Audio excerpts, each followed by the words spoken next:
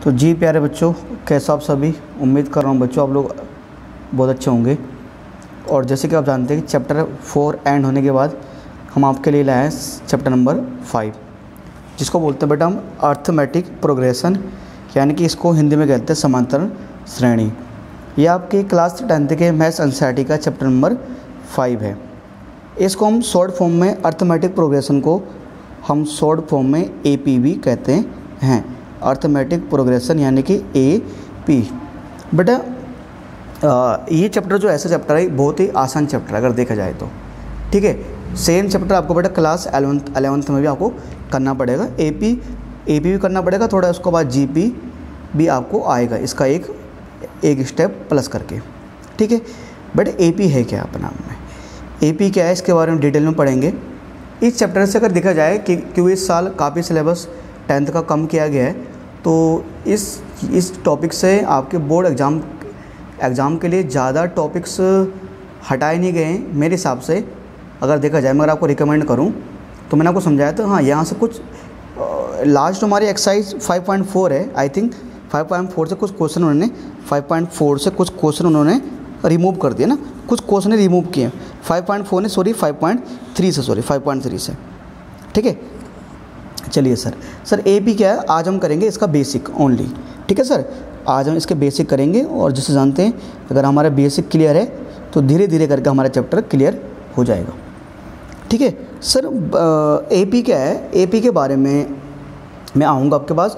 उससे पहले आपको मैं कुछ छोटे छोटे एग्जाम्पल समझाना चाहता हूँ, कुछ ऐसे एग्जाम्पल ताकि जो आपके काम हो सके। वो एग्जाम्पल्स क्या हैं देखो सर, देखिए प्यारे बच्चों, बाद में अगर मैं एग्जाम्पल देता हूँ आपको, जैसे फॉर एग्जाम्पल के लिए देखो, आपने ना अपने डे टू डे लाइफ में जो आपकी डे टू डे लाइफ में जो आपकी दिनचर्या है उसमें आपने बहुत सारे एक्टिविटीज़ सीखे होंगे, बहुत सारे ऐसे काम देखे होंगे जहाँ पर कुछ चीज़ें बढ़ रही होती है, कुछ चीज़ें घट रही होती है।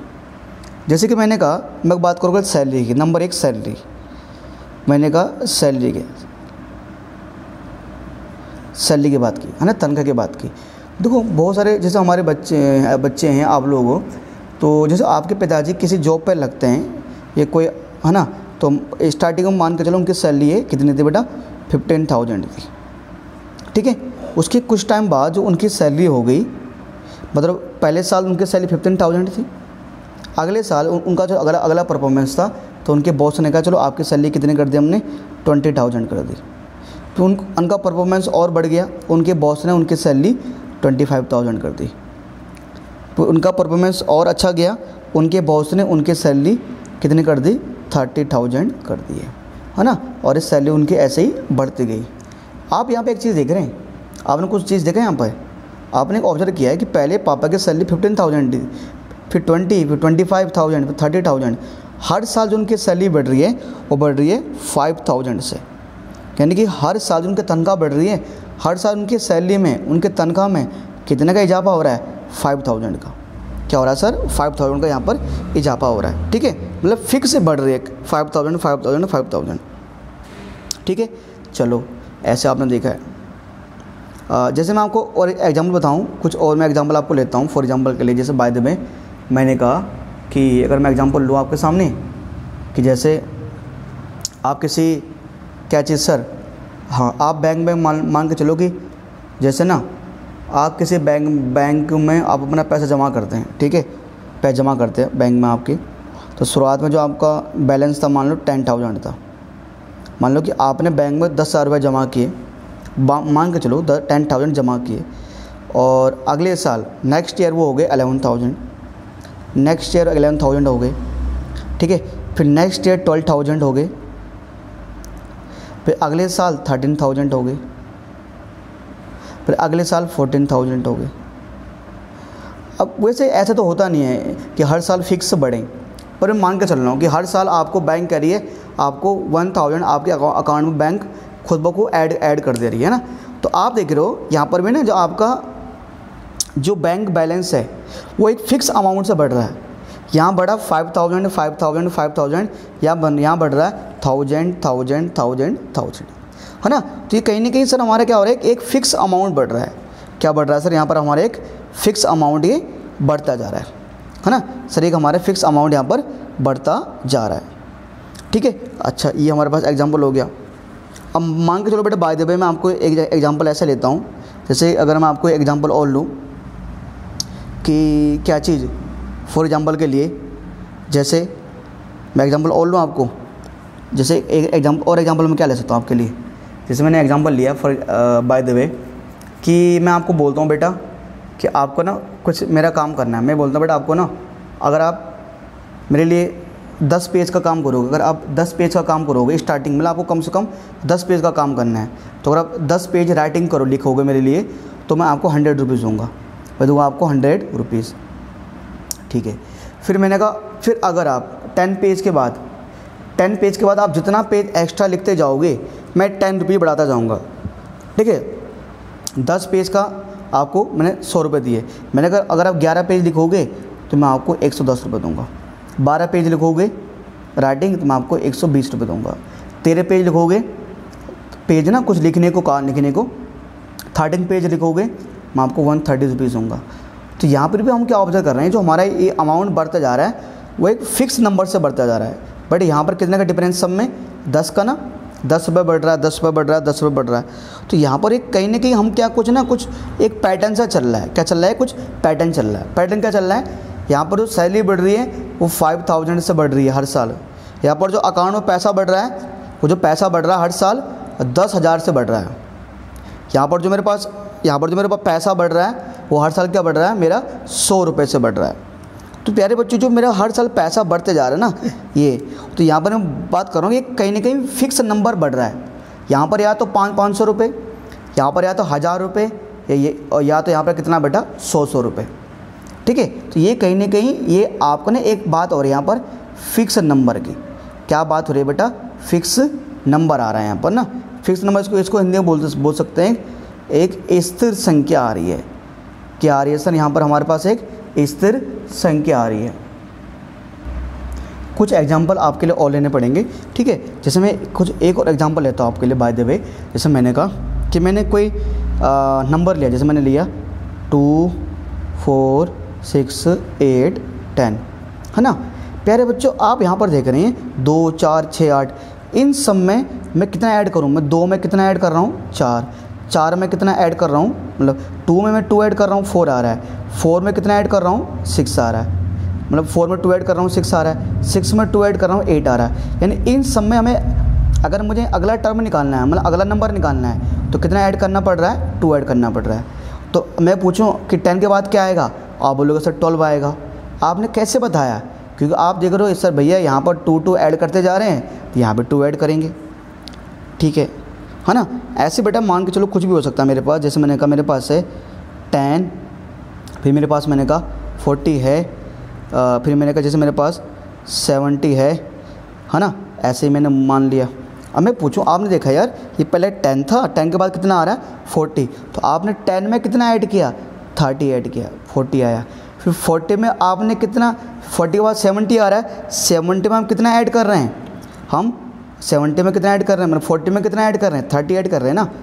अबे 10 में कितना ऐड करोगे 40 आएगा, 30 ऐड करोगे, 30 में कितना ऐड करोगे 70 आएगा 30, तो सब में 30 आ रहा है। मैंने मान लो चलो यहाँ पर 100 है, 70 में कितना ऐड करो 100 आएगा, 30 ऐड करोगे। तो इन सब में मतलब अगर मुझे अगला टर्म निकालना है, टर्म मतलब अगला पद निकालना है, नहीं तो इसको नंबर बोल सकते हैं ना, वो एक टर्म भी बोल सकते हैं, टर्म है ना, पद भी बोल सकते हैं, नहीं तो नंबर भी बोल सकते हैं। ठीक है, अगर मुझे अगला नंबर निकालना है तो मुझे कितना ऐड करना पड़ रहा है, सब में 30 यहाँ पर ऐड करना पड़ रहा है। ठीक है, मैं जैसे आपको कुछ और एग्जांपल लूँ, जैसे बाय द वे मैंने ले लिया कि मैंने कहा सर 5 5 5 5। ठीक है, आप बताओ यहाँ पर कितना ऐड करना पड़ रहा है। कोई बच्चा बोलेगा भैया तो ऐड करना ही नहीं पड़ रहा है, भैया करना पड़ रहा है। 0, 5 में 0 ऐड करोगे तो 0 आएगा, 5 में 0 ऐड करोगे 0 आएगा, 5 में 0 ऐड करोगे 0 आ रहा है ना। कुछ ना कुछ ऐड करना पड़ रहा है ना। 5 में 0 ऐड करोगे 0 आएगा, 5 में 0 जोड़ोगे, सॉरी 5 में 0 ऐड करोगे 5 आएगा, 5 में 0 ऐड करोगे 5, 5 में 0 ऐड करोगे 5, ऐसे आता जा रहा है, ऐसे 5 5 5 चलता रहेगा। मतलब यहाँ पर कितना ऐड करना पड़ रहा है मुझे, 5 ऐड करना पड़ रहा है। ठीक है, मैं एक और बताऊँ आपको, मैं एक और बताऊं, जैसे आपको बाय द वे, जैसे मैंने कहा सर कि मेरे पास था मैं क्या बताऊं, जैसे मैंने कहा था -10, ठीक है। अच्छा, -10 में सर फिर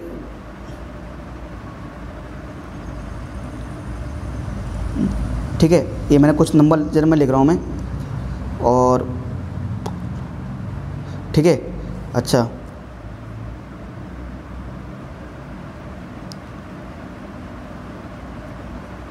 अच्छा अब ये देख रहे हो आप, ये आप यहाँ देख रहे हो -10 के बाद -6, -6 के बाद -2, -2 के बाद 2 आ रहा है। अब यहाँ पर क्या देख रहे हैं यार, यहाँ पर हम एक चीज़ देख रहे हैं कि यार -10 के बाद -6 आ रहा है, यानी क्या हो रहा है। अच्छा, -10 में इन्होंने -6 जोड़ा हुआ है, नहीं 4 जोड़ा हुआ है ना। अगर -10 में जोड़ेंगे 4 तो कितना आ रहा है, -6 आ रहा है। -6 में ऐड करोगे 4 कितना आएगा, -2। बच्चे कह रहे समझे नहीं, देखो ना आप, -10 में अगर आप 4 ऐड करोगे कितना आएगा, -6 आएगा, ठीक है। -6 में कितना ऐड करोगे आप, 4, -6 में 4 ऐड करोगे -2 आएगा। -2 में ऐड करोगे 4 कितना आएगा बेटा, 2 आएगा। तो इन सब में मुझे कितना ऐड करना पड़ रहा है, मुझे इन सब में 4 ऐड करना पड़ रहा है, ठीक है। तो सब में फिक्स, किसी में मुझे 4 ऐड करना पड़ रहा है, किसी में 0 ऐड करना पड़ रहा है, किसी में 30, किसी में 2, ठीक है। और ऐसे तो बोल सकता हूँ मैं ऐसे कि मान के चलो सर मेरे पास पहले क्या है, मेरे पास बाय द वे सर मैं ऐसा मान के चलता हूँ कि मेरे पास पहले 20 है, फिर मेरे पास मान के चलो फिर 18 आया, फिर मेरे पास 16 आया, फिर मेरे पास 14 आया। यहाँ पर क्या देख रहे हैं, यहाँ पर मुझे हर एक में बेटा क्या लेस करना पड़ रहा है, 2 लेस करना पड़ रहा है ना।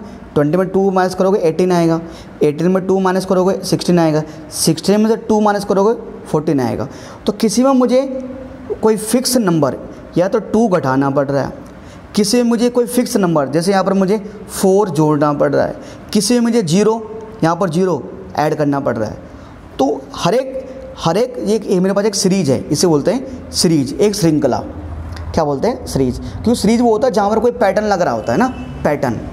तो यहाँ पर कोई पैटर्न लग रहा है ना, या तो मुझे 2 ऐड करना पड़ रहा है, या मुझे 2 ऐड करना पड़ रहा है कहीं पर, ऐसा ना, जैसे यहाँ पर 2 ऐड करना पड़ रहा है तो सब में 2 ही ऐड करना पड़ रहा है, या तो मुझे किसी में 30 ऐड करना पड़ रहा है, या तो कि मुझे किसी में 0 ऐड करना पड़ रहा है, या किस सब में मुझे 4 ऐड करना पड़ रहा है, या किसी में मुझे 2 घटाना पड़ रहा है। तो किसी में हो क्या रहा है, सब में क्या हो रहा है, या कोई फिक्स नंबर, इन सब में 2 घटाना पड़ रहा है, सब में 2 घटाना पड़ रहा है, इन सब में 4 जोड़ना पड़ रहा है, इन सब में 0 जोड़ना पड़ रहा है।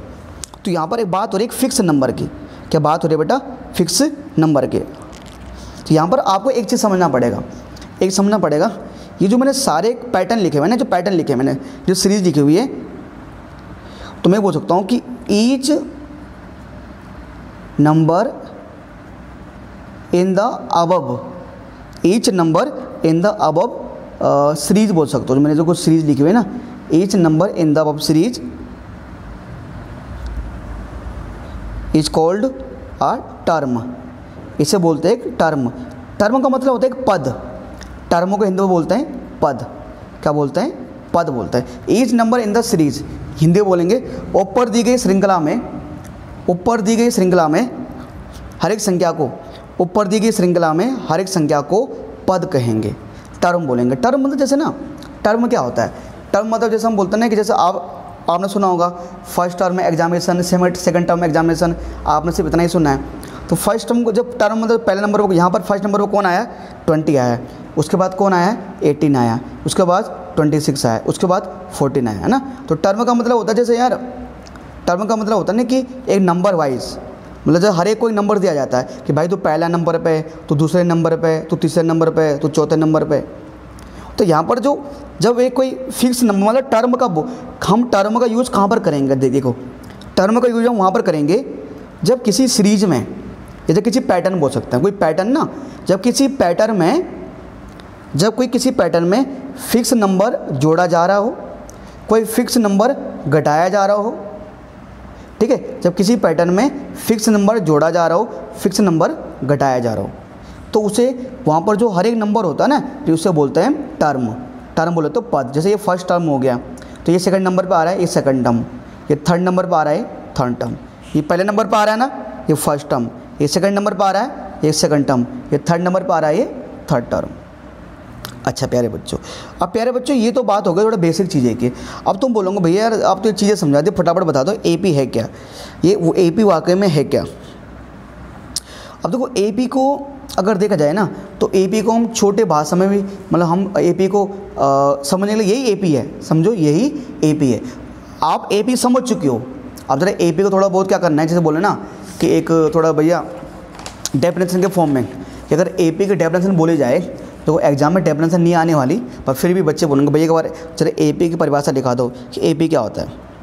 ठीक है, तो हम एपी को सर ऐसे मतलब अगर चाहे तो इसके डेफिनेशन ऐसे लिख सकते हैं कि सर एन एपी सिंपल ना अर्थमेटिक प्रोग्रेशन, सिंपल लिख रहा हूँ मैं, an arithmetic progression is a list, is a list, an arithmetic progression is a list of numbers, is a list of numbers, is a list of numbers in which, list of numbers in which each term, in which each term is obtained, each term is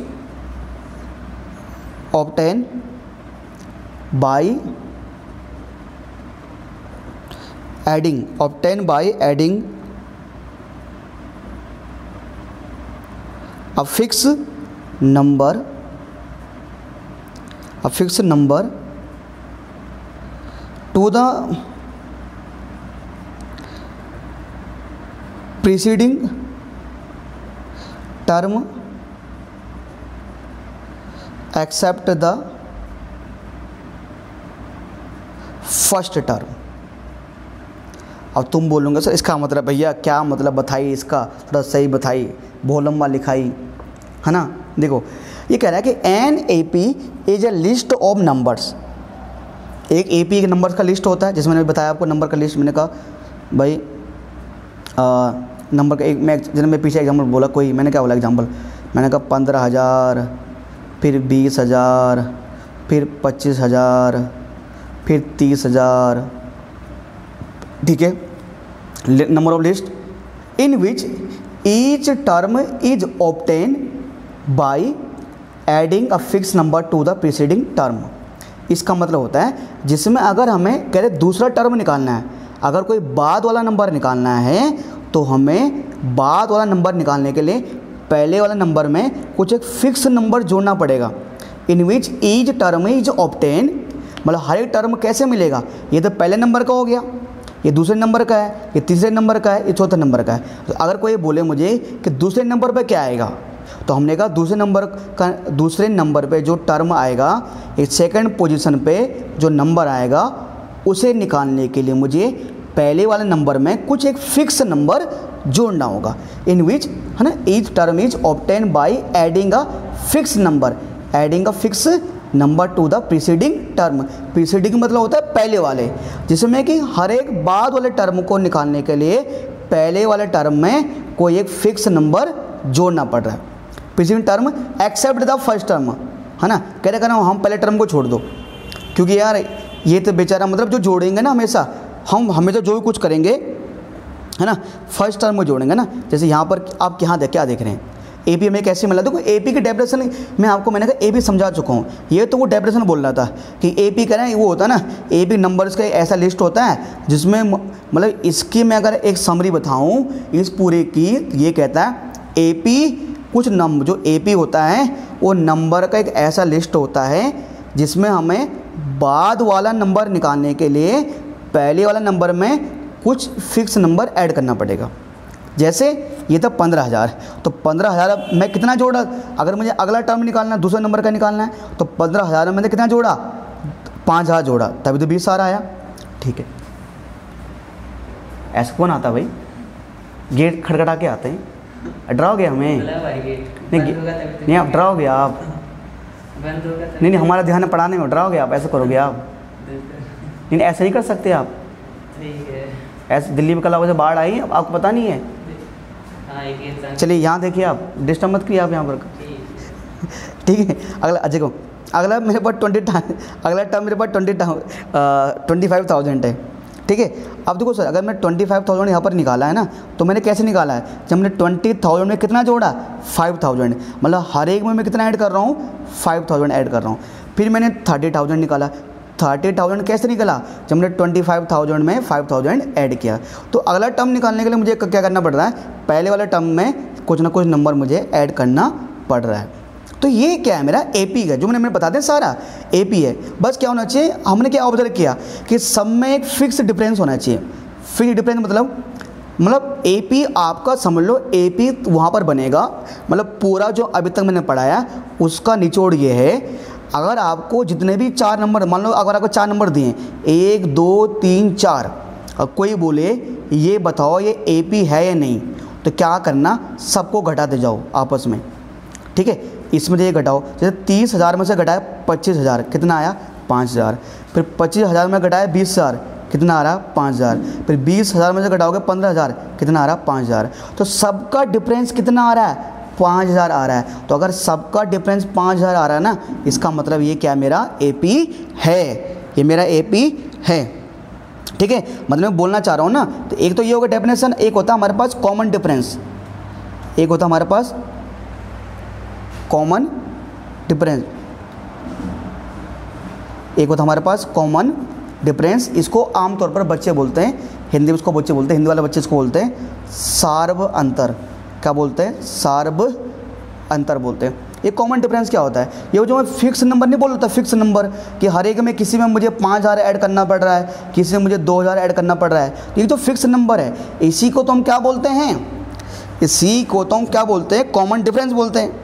मतलब मैं ऐसे बोल सकता हूँ कि क्या चीज़, the fix number, कि the fixed number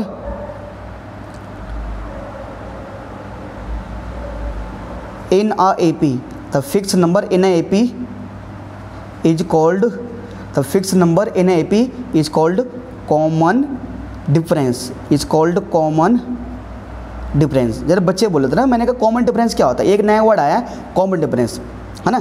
common difference, जैसे मैंने कहा बेटा मान के चलो मेरे पास था 1 3 5 7, ये मेरे पास 4 नंबर दिए हुए। अब किसी ने कहा 1 3 5 7, किसी ने कहा भाई ये बताओ ये हमारा AP है या नहीं, ये अर्थमेटिक प्रोग्रेशन है या नहीं, ये AP है या नहीं। ये मैंने देखा, मैं 3 में से घटाऊँ 1, तो 3 में से घटाओगे 1 तो 2 आ रहा है, 5 में से घटाओगे 3 तो 2 आ रहा है, 7 में से घटाओगे 5, कितना आ रहा है, 2 आ रहा है। मतलब मैं बाद वाले टर्म में से मुझे पहले वाला टर्म घटाना पड़ रहा है, बाद वाले में से पहला, बाद वाले में से पहला, बाद वाले में से घटाया मैंने पहला, सबका डिफरेंस कितना आ रहा है, 2 आ रहा है। तो ये जो 2 है ना, ये 2 क्या है, मेरा कॉमन डिफरेंस, इसे बोलते हैं कॉमन डिफरेंस। आमतौर पे मैं क्या बोल रहा था, इसको फिक्स नंबर बोल रहा था ना, कि मैंने एक में जोड़ोगे 2 3 आएगा, 3 में जोड़ोगे 2 5 आएगा, 5 में जोड़ोगे 2 7 आएगा। तो सब में मैंने कहा फिक्स नंबर ऐड करना पड़ रहा है, या चाहे इसको घटाओ, अगर घटाओगे तो तब भी 2 आ रहा है। तो इसी फिक्स नंबर को, वैसे तो मैं शुरू से तो मैं फिक्स नंबर बोलते आ रहा था, पर आपको इस चैप्टर में इसको बोलना है कॉमन डिफरेंस। तो अगर हर एक टर्म का, अगर लगातार 2 टर्म के बीच का, अगर लगातार 2 टर्म के बीच का कॉमन डिफरेंस सेम हो, कॉमन डिफरेंस सेम हो, तो उसे हम बोलेंगे AP। तो हम ये बोल सकता हूँ ये मेरा AP है। अगर कोई पूछे ना आपको क्या 1 3 5 7 AP है, यस ये मेरा AP है, ये मेरा AP है, ठीक है। अच्छा, मैं एक और एग्जांपल, जैसे मैंने यहाँ पर लिया, जैसे मैंने एग्जांपल लिया कि फॉर एग्जांपल वाले का 4 और 4 9 9 14, ठीक है। और फिर जैसे मैंने कहा बाय द वे कि ये मैंने मान लिया, ठीक है। और मुझे ये बताना है कि मेरा AP है नहीं, तो मैंने कहा AP कोई भी नंबर AP में है या नहीं, कोई नंबर AP मतलब हिंदी में देखो, इंग्लिश हिंदी वाले बच्चों भी AP रखो, AP को इंग्लिश में बोलते हैं अर्थमेटिक प्रोग्रेशन, और हिंदी में बोलते हैं समांतर श्रेणी। तो इसको यार मतलब हिंदी में, मतलब इंग्लिश में AP सिंपल सेम है कि AP है नहीं। देखो पहले घटाओ, 9 में से घटाओ 4, यार 9 में से घटाओ 4, कितना आ रहा है भाई, 5 आ रहा है। 14 में से घटाओ 9, 14 में से घटाओ 9 तो कितना आ रहा है, 5 आ रहा है। 20 में से घटाओ 9, कितना आ रहा है? नहीं, 20 में से घटाओ 14, कितना आ रहा है? 6 आ रहा है। अब बताओ क्या इनका जो इनके बीच का डिफरेंस है, क्या जो हर एक कंजुगेटिव टर्म मतलब जो लगातार दो टर्म का बीच का डिफरेंस है, इसका डिफरेंस 5, इन दोनों का डिफरेंस 5, इन दोनों का डिफरेंस 6, क्या इन सब का डिफरेंस सेम आ रहा है सर? नहीं, इन सब का डिफरेंस सेम नहीं आ रहा, तो ये AP नहीं है, ये AP नहीं है, it is not a AP या it is not in the form of AP, ये मेरा AP नहीं है क्योंकि सबके बीच का डिफरेंस सेम नहीं आ रहा, तो इसलिए इसको क्या बोलेंगे? अगर सबके बीच का डिफरेंस सेम नहीं आ रहा तो इसको हम AP नहीं बोल सकते, तो सर इसको हम AP नहीं बोल सकते हैं। ठीक है सर, तो क्या इसको AP बोल सकते हैं सर हम? बिल्कुल नहीं सर, तो सर ये हमारा AP नहीं हो सकता। ठीक है, अच्छा एक चीज़, अब प्यारे बच्चों पहले दो चीज़ हमने समझ गए, AP भी समझ गए, AP क्या है नहीं है। अब थोड़ा एक दो चीज़ आप थोड़ा और समझ जाइए, ये जो मेरा कॉमन डिफरेंस है ना, यहाँ पर कॉमन डिफरेंस क्या था? 2 2 2 था, यहाँ पर कॉमन डिफरेंस क्या था? 5 5 6, यहाँ पर ये तो AP है ही नहीं, यहाँ पर कुछ कॉमन डिफरेंस नहीं है। जैसे यहाँ पर था, यहाँ पर कॉमन डिफरेंस कितना था? 5000 था, है ना, कितने बीच का फ़र्क है? 5000 है। तो ये जो मेरे पास कॉमन डिफरेंस होता है ना, ये जो मेरा कॉमन डिफरेंस होता है, ये जो मेरा कॉमन डिफरेंस होता है, ठीक है, जिसको बोलते हैं सार्वभंतर, ये जो कॉमन डिफरेंस होता है ना बेटा, ये कॉमन डिफरेंस यानी सार्वभंतर, ये बेटा पॉजिटिव भी हो सकता है, मतलब ये प्लस का भी प्लस में भी आ सकता है डिफरेंस, कभी कभी प्लस में भी आ सकता है, कभी कभी ये डिफरेंस नेगेटिव में भी आ सकता है कि नेगेटिव का 2 नेगेटिव का 2 नेगेटिव का 2 प्लस का 2 प्लस का 2, मतलब कॉमन डिफरेंस पॉजिटिव भी हो सकता है, नेगेटिव भी हो सकता है, और क्या हो सकता है सर? जीरो भी हो सकता है। क्या हो सकता है सर? जीरो भी हो सकता है। जो मेरे डी की वैल्यू होती है ना, आमतौर पर कॉमन डिफरेंस को हम बोलते हैं डी, तो कॉमन डिफरेंस को क्या बोलते हैं हम? डी बोलते हैं। तो डी यानी हमारा पॉजिटिव भी हो सकता है, नेगेटिव भी हो सकता है, और हमारा जीरो भी हो सकता है। ठीक है सर, ये तो हमने बात थी थोड़ा कॉमन डिफरेंस की बात। ठीक है, अब देखो प्यारे बच्चों, ये तो हमारे पास ये चीज़ हो चुका है। अब जरा बढ़ते हैं फटाफट अगली चीज़ की तरफ। ये तो थोड़ा हमारे कुछ बेसिक चीज़ें थे ना, 1 बाय 1 मैंने आपको समझा दी बेसिक चीज़ें। ठीक है, इसके बाद थोड़ा सा एक स्टेप थोड़ा और बढ़ते हैं कि थोड़ा सा जरा अपना एक थोड़ा और लेवल और, ठीक है जी, थोड़ा सा एक लेवल अपना और बढ़ाते हैं अब आगे, है ना। देखो सर, देखो प्यारे बच्चों, अब थोड़ा सा किसको क्या बोलते हैं, तो थोड़ा सा और बेसिक आपको मैं समझाता हूँ। फर्स्ट टर्म क्या होता है, सेकंड टर्म क्या होता है, थर्ड टर्म क्या होता है। ठीक, कभी कभी आपका पास यहाँ पर आएगा। जैसे कि सर मैंने कहा बाय द वे, मैंने कोई AP का, मैंने कहा मेरे पास है 10 और 30 और फिर 50 और फिर मेरा 70। ठीक है, ये है। अब जैसे मैंने कहा मान लो अब ये AP में तो है ही कि सब में कितने का डिफरेंस है, सब में 20 का डिफरेंस है, यहाँ पर 20 का डिफरेंस है, यहाँ पर 20 का डिफरेंस है। तो बेटे एक चीज़ हमारे पास होता है कि फर्स्ट टर्म, फर्स्ट ये तो AP में है, ये मेरा AP हाँ कन्फर्म है ना, AP है ना, सब में कितने का डिफरेंस है, यहाँ पर 20 का डिफरेंस है, यहाँ पर 20 का डिफरेंस है, यहाँ पर 20 का डिफरेंस है। तो first term of an AP, इसे बोलता हम A1, इसे बोलता हम A1। First term of an AP, Hindi बोलेंगे AP के पहले पद को, AP के पहले पद को A1 बोलते हैं। उसके बाद बोलेंगे कि second term of an AP के दूसरे टर्म को A2 बोलते हैं। ऐसे ही पहले नंबर पे यहाँ पर 10 था, ऐसे है ना। Third term of an AP के तीसरे पद को A3 बोलेंगे, 4 वाले को A4, 5 वालों को A5, 6 वालों को A6, ऐसे हम बोलते जाएंगे। ठीक है, ऐसे तो बोलते जाएंगे। और जो लास्ट टर्म होगा, ध्यान दो, last term of an AP, किसी AP के अंतिम पद को, किसी AP के अंतिम पद को, क्यों देखो बेटा, पहला टर्म देखो, last term of an AP कि जो कोई भी AP जिसका लास्ट टर्म होगा उसे बोलेंगे AN, उसे बोलेंगे AN। अब कुछ बच्चे बोलेंगे भैया AN कैसे बोलेंगे। देखो पहले नंबर का था तो पहला टर्म, दूसरे नंबर का था A2, तीसरे नंबर का था A3, और लास्ट नंबर कहाँ पर ख़त्म हो रहा है। जैसे मान लो यहाँ पर तीसरा नंबर 3 है और लास्ट मतलब कौन सी संख्या है यार। अब जब AN क्यों बोलते हैं, कोई बोल रहा होगा AN क्यों बोलते हैं भाई, अरे AN का मतलब N तो लास्ट टर्म तो कोई भी हो सकता है, लास्ट टर्म तो 100 भी हो सकता है, लास्ट टर्म तो 500 भी हो सकता है, लास्ट टर्म तो 400 भी हो सकता है। तो एन का मतलब यहाँ पर मैंने बोला लास्ट टर्म कुछ भी हो सकता है, तो इसलिए ए एन। किसी ए बी का फर्स्ट टर्म को A1, सेकंड टर्म को A2, थर्ड टर्म को A3, फोर्थ टर्म को यानी चौथे पद को A4, फिफ्थ टर्म को यानी पाँचवें पद को A5, ऐसे बोलते रहेंगे। ठीक है। अच्छा, अब जो डी निकालना है, जो क्या निकालना होता है डी, मैंने आपको बोल दिया, मैंने आपको कहा था डी निकालना है, तो हमेशा डी कैसे निकालता है, बाद वाले टर्म में से पहले वाला टर्म माइनस करेंगे। जैसे ये सेकंड टर्म था, जैसे मैं अगर यहाँ पर बोलूँ ऊपर इस क्वेश्चन में मेरे पास A1 क्या आता है, यहाँ पर मेरे पास A1 था 10, ये है ना AP में है ही है। A2 क्या मेरे पास, A2 है मेरे पास 30, A3 क्या मेरे पास, A3 मेरे पास यहाँ पर 50, A4 क्या है, A4 मेरे पास यहाँ पर 70। ठीक है। अब अगर यहाँ पर मुझे डी निकालना है तो कैसे निकालेंगे, A2 में से A1 माइनस करेंगे ना। डी निकालने का फॉर्मूला क्या होता है, मतलब फॉर्मूला नहीं होता कि डी निकालना है तो सेकंड में से वो माइनस कर दो, A2 में से A1 माइनस कर दो, A2 क्या है 30 माइनस कर दो 10, बेटा कितना आएगा 20 आएगा। ऐसे ही फिर अगर डी निकालना है तो सर A3 में से A2 माइनस कर दो, A3 माइनस A2, A3 क्या है 50 और A2 क्या है 30, बेटा कितना आएगा 20 आएगा। ऐसे डी मतलब कुछ नहीं, बाद में से पहले वाला दूसरे में से पहला वाला, फिर तीसरे में से दूसरा वाला, फिर चौथे में से तीसरा वाला, ऐसे ना।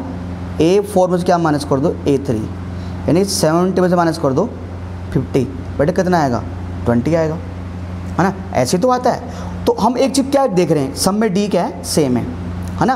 मतलब डी निकालने का जो फॉर्मूला है वो क्या होता है, कुछ नहीं, बाद वाले टर्म में से पहले वाला टर्म हमें माइनस कर देना है, यानी A2 माइनस A1, A2 है ना, A3 minus A2, A4 minus A3, ऐसा हमें कर देना होता है। ठीक है। अच्छा प्यारे बच्चों, ठीक है। तो सर ये तो हमारे ना कुछ थोड़ा बहुत मतलब बेसिक चीज़ें हमारे पास थी सर। ठीक है। तो प्यारे बच्चों, उम्मीद है थोड़ा सा आपको जैसे आज का जो लेक्चर आया होगा थोड़ा आपके समझ में आया होगा सर। ठीक है। आज तो एकदम बेसिक समझा हमने। ठीक है। अगले लेक्चर में क्या करेंगे, एक्सरसाइज 5.1 करेंगे।